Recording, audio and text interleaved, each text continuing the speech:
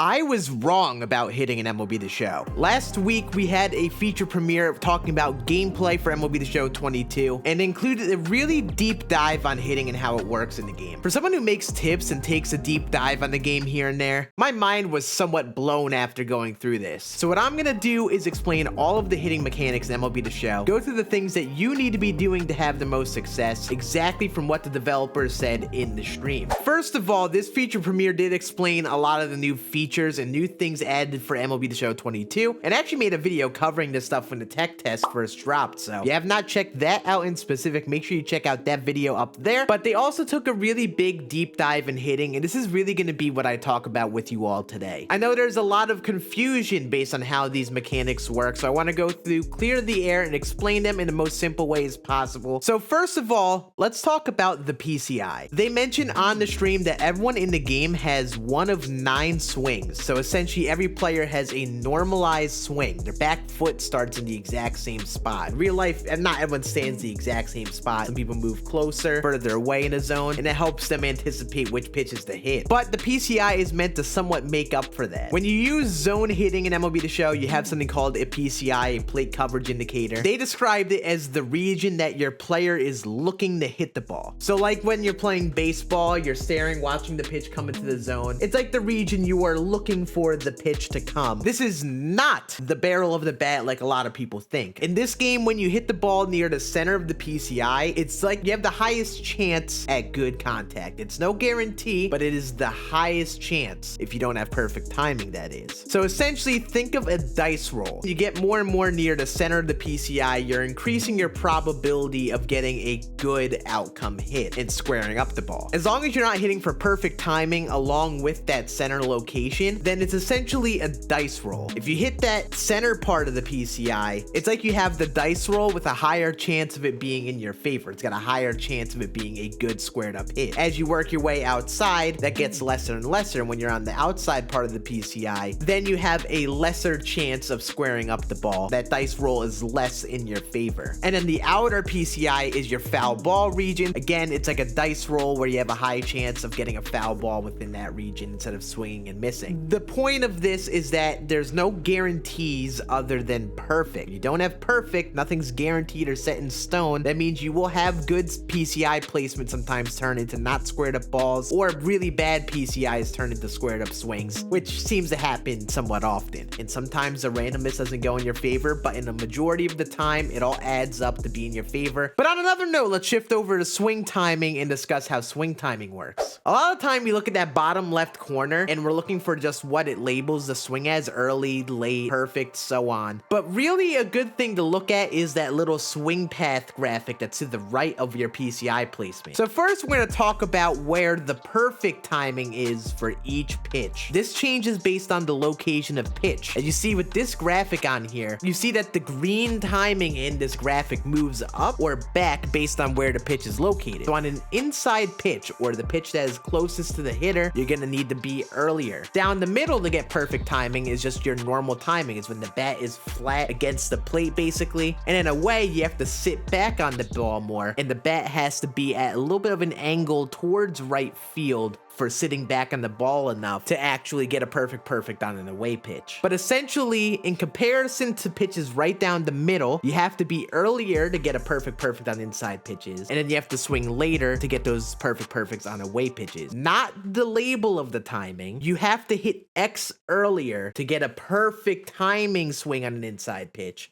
and you have to hit X later to get a perfect timing swing on an away pitch. The in-game timing is always shifting based on what pitch is thrown and where the pitch is. What are the best overall swing timings you want in each part of the zone? Sometimes in certain parts of the zone, being earlier will reward you more. Sometimes being later will reward you more. I'm going to go through all of that right now. On inside pitches, you're usually going to hit the ball the hardest by being perfect to early. So on that early half of the swing timing is where you're going to find the most success hitting the ball hard. Obviously, you'll hit the ball foul a lot of times if it's really inside, but in general, the reason this works is because you're getting the barrel ahead and you're getting the barrel actually inside to hit those. Second, you start to be a little later on those inside pitches, you miss the barrel or you don't get the barrel there in time, and that's why you see a lot of broken bats in those inside pitches. So you have to be dialed up and swing a lot earlier on those inside pitches to hit the ball the hardest. If you hit the ball late, yeah, you may hit it in play, just get a lot weaker contact, broken bats, and just get more outs. You'd rather be earlier on it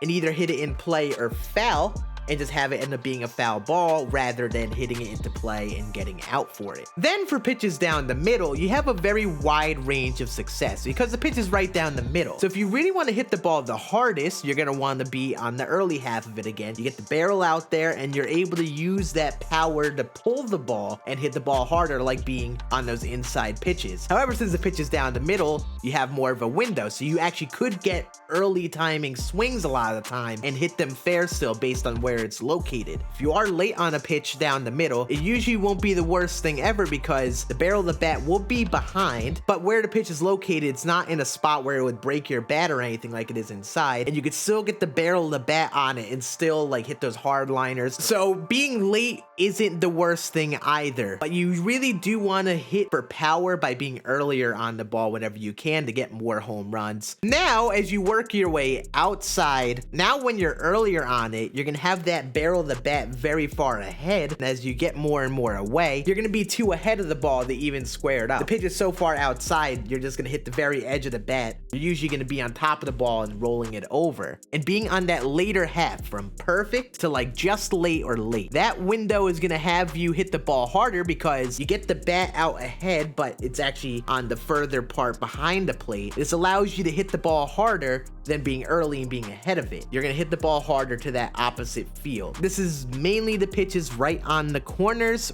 right on the very edge of the zone. If it's still over the middle part of the plate, you could still pull some of those for early. Just like when you're on an inside pitch, you could still have those fluke hits where you're late on it. But the majority of the time, what's gonna happen is if you are early on an away pitch really far away, you're just gonna roll it over or just swing and miss on it. So you have to sit back on it and you wanna be on the later half. So summary of this little part, make sure you are looking at those timing swing paths in the corner. Try to replicate this graph as much as possible here. If you don't do these type of things, you'll usually end up with the weaker exit velocities. But speaking of a graph like this, we have to quickly talk about swing tendency. They did hint this a little bit in the stream, but I did a little bit more of my own research by reading the in-game manual. When a hitter is a pull hitter, a push hitter, a whole field hitter, this is gonna shift that green window forward or backwards based on the type of hitter they are. So if you're a pull hitter, it makes more space in the early and takes away space in the later. You have more success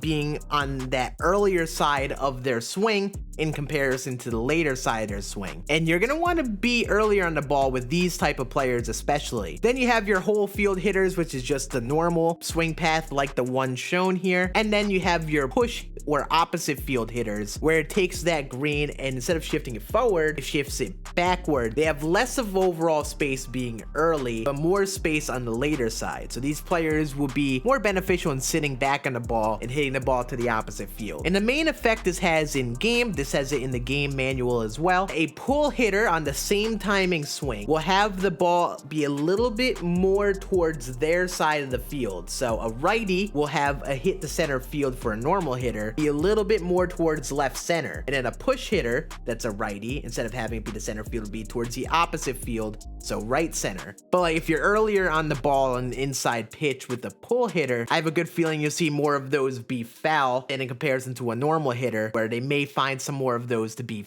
fair. And that overall is from this stream what I learned and what I picked up from the stream. Not trying to say I'm 100% right, but these are just my thoughts and what was said in the stream. This is what I took from it and how I interacted with it. I could be wrong. Maybe they'll clarify things down the road as we go. But from what they said on the stream and in their in-game manual, this is everything that I've picked up on how hitting works in the game. So if you have any questions on things, let me know in the comments section. And if you enjoyed this video, make sure you hit that thumbs up. And my goal on this channel is to help everyone watching get better at MLB the Show and Diamond Dynasty. We'll be uploading a ton of videos this year from no money spent to all these tips to help you all get better. So make sure you're subbed prior to the new game dropping so you have all the info. Double uploads basically coming each day for the first couple weeks. So be ready for it. I appreciate you all watching this video. You have a great rest of your day as we're getting closer to MLB the Show 22. And I'll see you all again on next one. Deuces.